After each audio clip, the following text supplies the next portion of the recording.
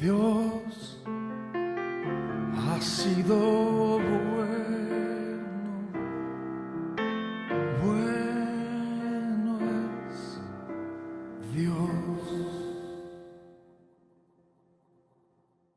Buenos días, tomen asiento por favor. En su Biblia, 1 Timoteo capítulo 5, por favor.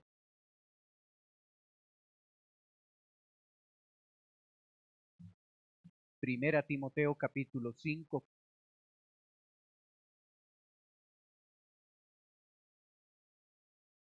Empezamos en el versículo 17, por favor. Primera Timoteo capítulo 5, verso 17.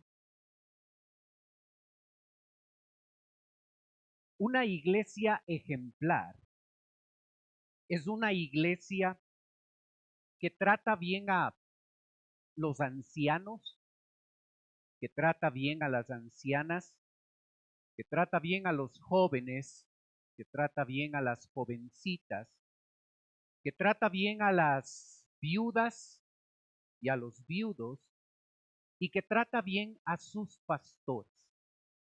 Y ese es el tema de hoy, el trato de la iglesia a los pastores. Versículo 17 dice: los ancianos que gobiernan bien sean tenidos por dignos de doble honor, mayormente los que trabajan en predicar y enseñar. Pues la Escritura dice: no pondrás bozal al buey que trilla, y digno es el obrero de su salario. Contra un anciano no admitas acusación sino con 2 o 3 testigos. A los que persisten en pecar, repréndelos delante de todos, para que los demás también teman. Te encarezco delante de Dios y del Señor Jesucristo y de sus ángeles escogidos, que guardes estas cosas sin prejuicios, no haciendo nada con parcialidad. Los versos 17 y 18 hacen referencia al hecho de que un pastor dotado por Dios, capacitado por Dios a través de los dones que Él le da, debe desarrollar un ministerio donde gobierna, predica y enseña. Esas son las áreas importantes en la vida de un pastor. Esto nos ayuda a los pastores a saber qué es lo que debe enfatizarse en el ministerio: gobierno, predicación, enseñanza. Hay muchas cosas más que hacer, por supuesto, pero estas son las esenciales: gobierno, predicación y enseñanza. En el texto no solo se menciona estas 3 áreas ministeriales importantes para la vida de un pastor, sino nos deja ver el texto cómo en la iglesia primitiva existían 2 grupos de pastores, aunque todos ellos debían gobernar, predicar y enseñar. Habían pastores que se especializaban. Los ancianos que gobiernan bien sean tenidos por dignos de doble honor, mayormente los que trabajan en predicar y enseñar. 2 grupos de pastores, algunos enfatizando esa área de gobierno, otros enfatizando esa área de predicación y de enseñanza. A este grupo de pastores, tanto los que gobiernan como los que trabajan en predicar y enseñar, estas responsabilidades son las que se debe cumplir. Gobernar. Un pastor gobierna. Las ovejas siguen ese gobierno. Los extremos en el área de gobernar es cuando un pastor llega a cambiar su gobierno en dictadura.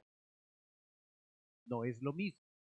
La Biblia dice en Primera de Pedro: ruego a los ancianos, creo que estaba ahí, sí, ruego a los ancianos que están entre vosotros, yo anciano también con ellos y testigo de los padecimientos de Cristo, que soy también participante de la gloria que será revelada, apacentad la grey de Dios que está entre vosotros, cuidando de ella no por fuerza, tres cosas que no debemos hacer, tres cosas que sí debemos hacer, no por fuerza, sino voluntariamente, no por ganancia deshonesta, sino con ánimo pronto, no como teniendo señorío sobre los que están a vuestro cuidado, sino siendo ejemplo de la grey. Así es que para que ese gobierno del pastor no sea un gobierno dictatorial, no debe ser por fuerza, no debe ser por ganancia deshonesta, no debe ser como teniendo señorío, debe ser voluntariamente, con ánimo pronto y siendo ejemplo de la grey. Así es que el pastor debe tener cuidado de no transmitir ese gobierno en la iglesia como una dictadura, sino con estas tres características que se encuentran acá. El otro extremo incorrecto y pecaminoso es la iglesia que no se somete a ese gobierno. Y el texto dice, obedeced a vuestros pastores y sujetaos a ellos porque ellos velan por vuestras almas como quienes han de dar cuenta, para que lo hagan con alegría y no quejándose, porque esto no es provechoso. Del lado del pastor no debe ser dictatorial, debe ser voluntario, debe ser con ánimo pronto, debe ser como ejemplo de la grey. Por el lado de la congregación debe ser obediente y debe someterse a ese gobierno que Dios va a realizar a través de una persona imperfecta como el pastor. Así es que cada uno de nosotros tenemos un rol a cumplir en torno a eso. Luego se habla de la predicación y la enseñanza. Y los dos términos tratan de enfatizar esa enseñanza del pastor pública, un mensaje dominical el día domingo, pero toda la enseñanza que el pastor transmite a través de una reunión privada, a través de una reunión en un ministerio. Debemos llegar a comprender que estas son las labores que la palabra de Dios establece para un pastor: gobernar, predicar, enseñar. Cada iglesia tiene su expectativa. Yo quisiera un pastor que sea, y cada uno de nosotros tenemos una expectativa. Lo ideal es que cada creyente tenga la expectativa bíblica. Un pastor que gobierna, predica, enseña. Son los parámetros más importantes. Es significativo en el texto la conexión que existe entre gobernar y predicar y enseñar.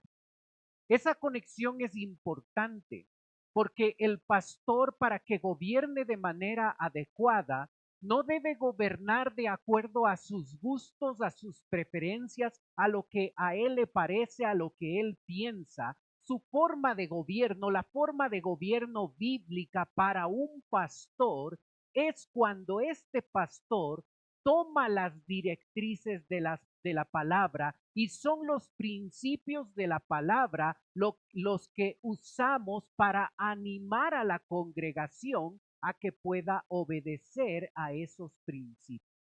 Así es que no es obedecer a mis gustos, a mis preferencias, a lo que a mí me parece. El pastorado tiene que ver con mostrar a la grey, mostrar a la gente que debes obedecer lo que Dios dice. ¿Y cómo te enteras de lo que Dios dice? La predicación y la enseñanza son dos medios importantes para predicar. Para eso tú debes estar aquí. Para eso la iglesia debe congregarse, para eso la iglesia debe asistir y debe aprender para saber lo que Dios espera y cómo se expresa esa forma de gobierno, no fundamentada en los gustos, en las preferencias de un pastor, sino en los principios eternos de la palabra. La relación entre el gobierno del pastor y los principios de la palabra de Dios es algo vital, es algo esencial en la vida de en el ejercicio del gobierno de este pastor con su iglesia. Es importante que nosotros entendamos que por naturaleza no nos gusta que nos gobiernen. No nos gusta. No necesito a alguien que me diga qué es lo que tengo que hacer. En la perspectiva de Dios, Dios ha puesto en esta iglesia a un hombre que te va a decir cómo debes vivir. No nos gusta que nos digan eso, cómo vivir, porque creemos que tenemos la suficiente capacidad, experiencia, buen juicio para tomar nuestras decisiones. En el esquema de Dios, Él rompe ese concepto. Él establece un pastor que te va a decir cómo debes vivir. Y si no te gusta, eso es una manifestación de orgullo. Esa es una manifestación de falta de sometimiento a Dios, porque no has entendido que todos nosotros necesitamos que alguien nos diga, basado en la palabra, que alguien nos diga cómo debemos vivir. Y allí se ejerce, y allí se cumple el ejercicio de gobierno de un pastor en una iglesia. Es importante saber que aquí se habla de un pastor que gobierna bien y que predica y que enseña. Y ese pastor debe ser tenido por digno de doble honor. Digno de doble honor. Esa palabra honor no enfatiza primariamente respeto. Lo que enfatiza esa palabra honor es sustento económico. Así lo define el contexto. Observa que el autor está tan interesado en que nosotros lo entendamos así, que va a utilizar en el versículo 18 dos citas, una del Antiguo Testamento y otra del Nuevo Testamento, para argumentar la importancia de una iglesia siendo generosa para sustentar a la familia pastoral. El verso 18 dice, pues la escritura dice, no pondrás bozal al buey que trilla. Una cita directa de Deuteronomio 25:4. El texto continúa diciendo, y digno es el obrero de su salario. Una cita directa de los labios de Jesucristo expresado allí en Mateo 10, verso 9 y 10. Cuando Jesucristo escoge a los 12 apóstoles y después de unos meses les manda a predicar de dos en dos la palabra de Dios, Él dice, aquí cito, no os proveáis de oro, ni plata, ni cobre en vuestro cinto, ni de alforja para el camino, ni de dos túnicas, ni de calzado, ni de bordón, porque el obrero es digno de su alimento. Una iglesia que entiende adecuadamente su rol es una iglesia que es generosa con sus diezmos y ofrendas, porque de esos diezmos y ofrendas, una parte de esos diezmos y ofrendas se usa para sustentar económicamente al pastor. No debemos tener vergüenza, no debemos tener recelo de hablar de este tema, es una instrucción de la palabra. Todos nosotros conocemos a iglesias que han manejado mal el tema económico. Todos nosotros conocemos ejemplos y testimonios de pastores que han usado mal los diezmos y ofrendas y se han enriquecido. Y aunque existen muchos malos ejemplos, eso no elimina el concepto bíblico de que debe un pastor ser tenido por digno de doble honor, mayormente los que trabajan en predicar y enseñar. Ese presupuesto aprobado por ustedes anualmente, ese presupuesto controlado por contadores profesionales en el caso de nuestra iglesia, aprueba que una parte de esos diezmos y ofrendas son dirigidas para sustentar al pastor. Es bíblico hacerlo, es correcto hacerlo. ¿Qué significa doble honor. Honor tiene la connotación de dinero, lo acabas de ver. ¿Doble honor significa doble sueldo? No. La palabra doble no se usa así en la Biblia. Lo podemos ver en citas como en Mateo 23:15, en Apocalipsis 18:6. Hace referencia a que ese salario que el pastor gana debe ser digno de acuerdo a la labor que él realiza. Así es que para que la iglesia trate bien a su pastor, lo que Dios espera de la iglesia es que haya una remuneración digna para la familia pastoral. ¿Ok? Siempre es bueno estudiar un libro, siempre es bueno estudiar un libro completo de la Biblia, porque al hacerlo no es un tema del apoyo económico, un tema que necesitaba plata, así que voy a predicar esto. No, está en el orden del libro, está hablando de eso. Así es que por eso es importante estudiar libros completos, porque no pasamos por alto ninguna instrucción de la Biblia, aun cuando para algunos este tema puede ser incómodo. Este tema es bíblico, se debe hablar a una iglesia. La iglesia no debe ser mezquina en el cuidado pastoral, el pastor no debe ser codicioso de ganancias deshonestas, debe haber un equilibrio. La iglesia trata bien a su pastor cuando es generosa en su apoyo económico. Un segundo principio en los versos 19 al 21 es la disciplina que una iglesia debe ejercer para un pastor. Observe verso 19. 4 principios que ayudan a la iglesia a poder cumplir eso. Contra un anciano no admitas acusación sino con 2 o 3 testigos.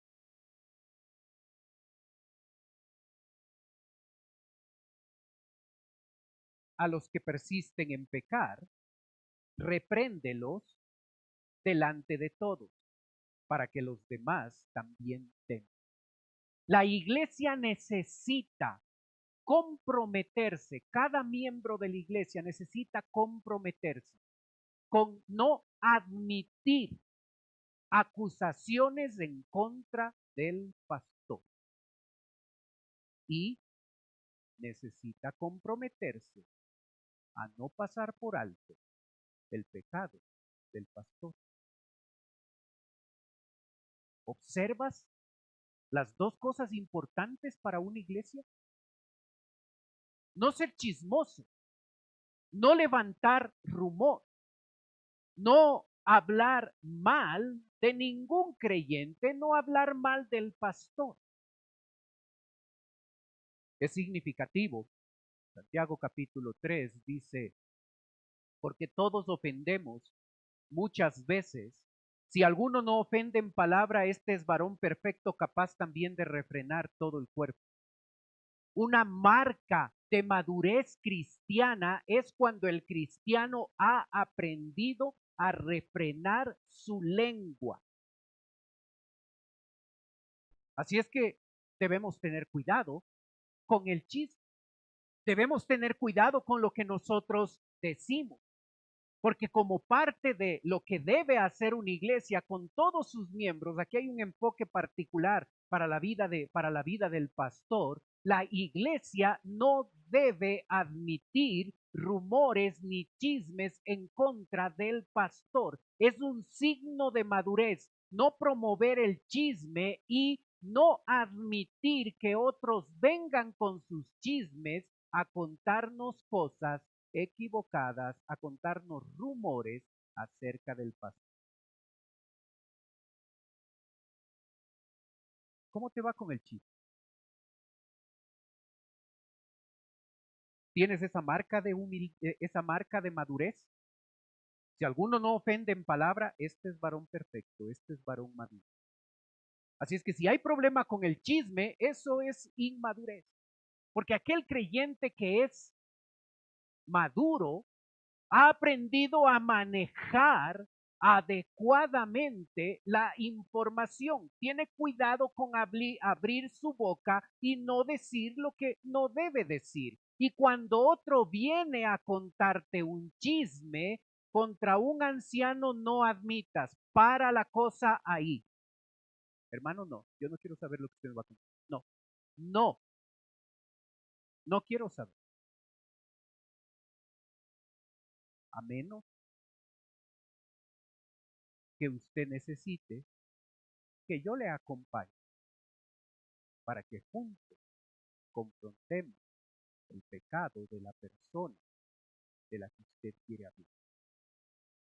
El proceso de Mateo 18.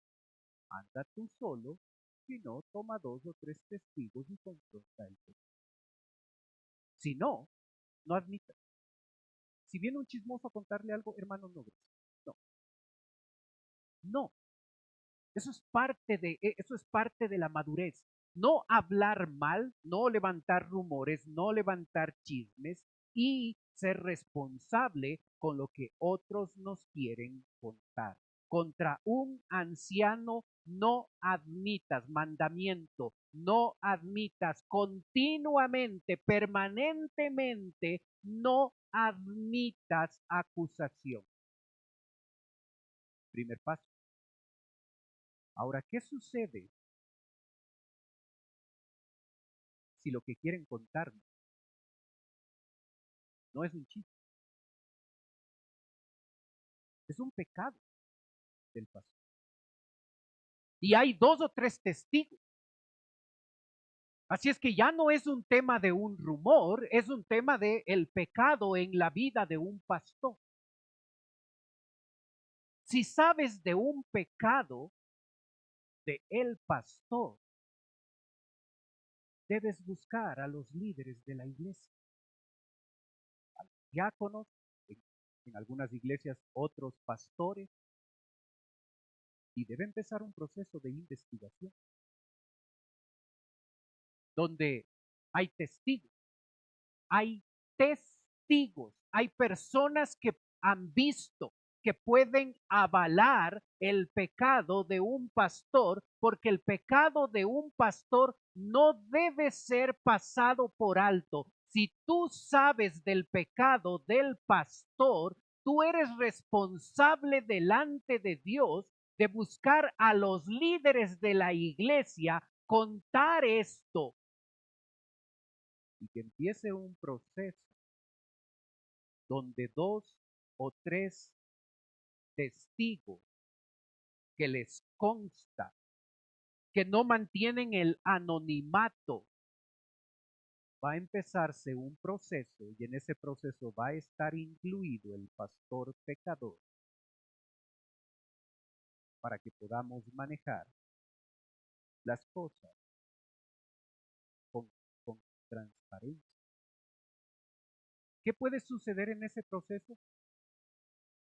Que el pastor se arrepienta y reconozca su pecado. El otro paso es que el pastor no se arrepiente. Versículo 20. A los que persisten en pecar, está hablando de los pastores, a los que persisten en pecar, repréndelos delante de todos. Debe haber para el pastor pecador que no quiere arrepentirse, debe haber una disciplina pública para que los demás también teman, para que la gente sepa, permíteme la frase, para que la gente sepa que en la iglesia no se hace lo que nos da la gana. Que si somos capaces como iglesia de disciplinar públicamente al pastor, es porque estamos dispuestos a disciplinar a cualquier persona, porque estamos comprometidos con la santidad. Así es que iglesia, no evadas tu responsabilidad. Esto es responsabilidad de la iglesia. Cuando tú sabes del pastor, y sabes que hay un pecado, eres responsable delante de Dios.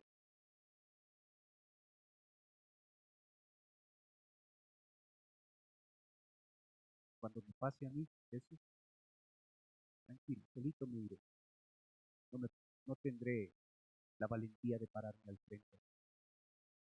Pero si no, si mi naturaleza corrupta me lleva a actuar mal, es tu responsabilidad como iglesia buscar a los limpios y confrontarnos con el pecado. Porque la iglesia no se hace lo que se hace. La iglesia se vive en sí.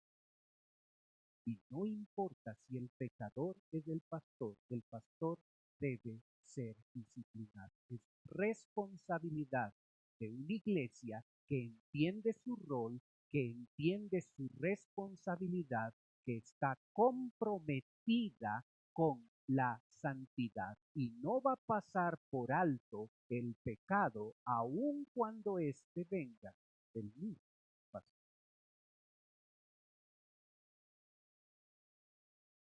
¿Observas?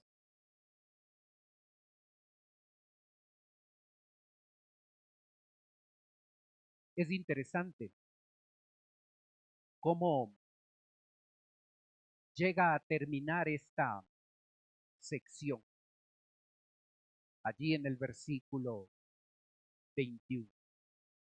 Te encarezco delante de Dios y del Señor Jesucristo y de sus ángeles escogidos, que guardes estas cosas sin prejuicios, no haciendo nada con parcialidad. Lo interesante es que ese verbo te encarezco es un término judicial, era usado en ese tiempo en los juzgados. Así es que Pablo está tratando de transportar a Timoteo a un juicio y en ese juicio Pablo le está diciendo te encarezco, te está viendo. En este tribunal en el que nos encontramos te está viendo Dios el Padre, te está viendo el Señor Jesucristo, te están viendo los ángeles escogidos. Así es que tú, Timoteo, debes guardar estas cosas. No debe temblarte la mano cuando tienes que ser parte de un proceso de disciplina en la vida de un pastor que persiste en pecado.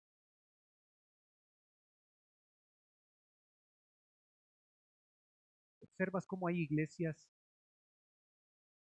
ligeras en torno a este tema? Que pueden saber el pecado de un pastor y no seguir el proceso bíblico.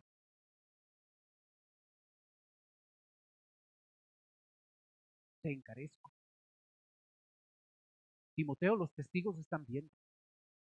Dios el Padre es el testigo, Dios el Espíritu Santo, Dios el Hijo es el es el testigo, los ángeles escogidos son los testigos. Guarda estas cosas, cumple estas cosas. Esto es importante en tu vida, Timoteo. Pero ten cuidado de que en ese proceso no haya prejuicios de tu parte y no haya parcialidad. No haya prejuicios, juicios emitidos cuando no ha sido evaluada toda la evidencia. Parcialidad, perder la objetividad. La disciplina en la iglesia siempre será un tema difícil, un tema delicado. Mucho más cuando se va a disciplinar a un pastor. Y hay que hacerlo. Hay que tener cuidado de los prejuicios y de la parcialidad en ese caso.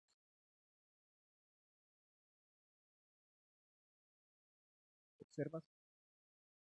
¿Cuándo fue la última vez que un pastor te predicó de cómo debes disciplinarle a él? ¿Te das cuenta por qué es importante?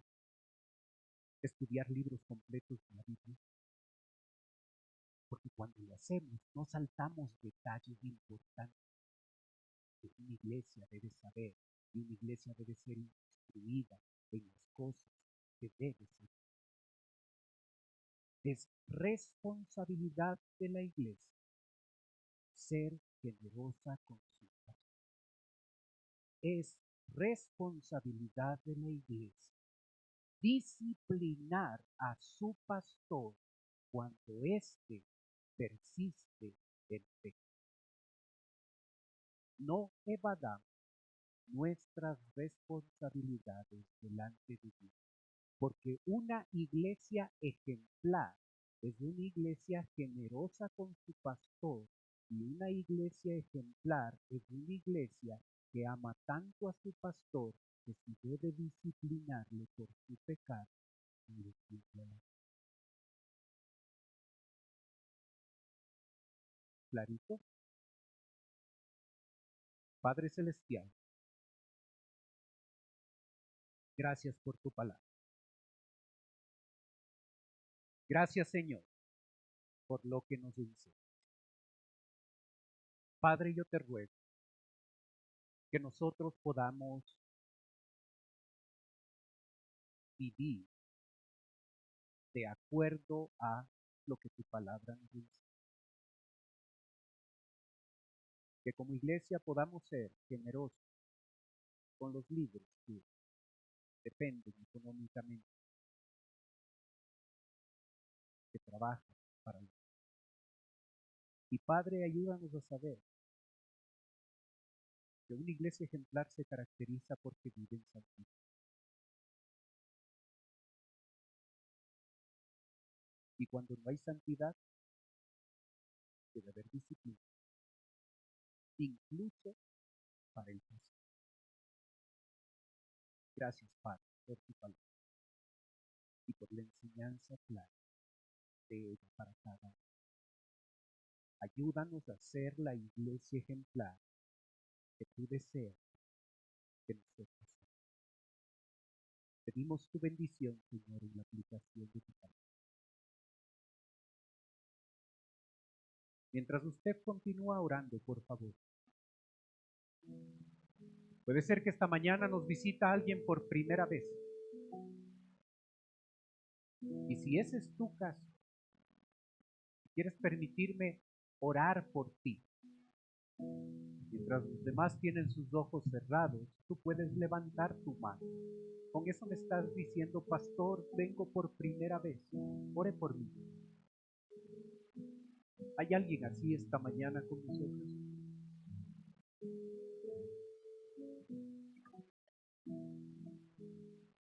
Padre Celestial, estamos aquí tus hijos, dándote gracias por la bendición que nos das de poder aprender de tu palabra.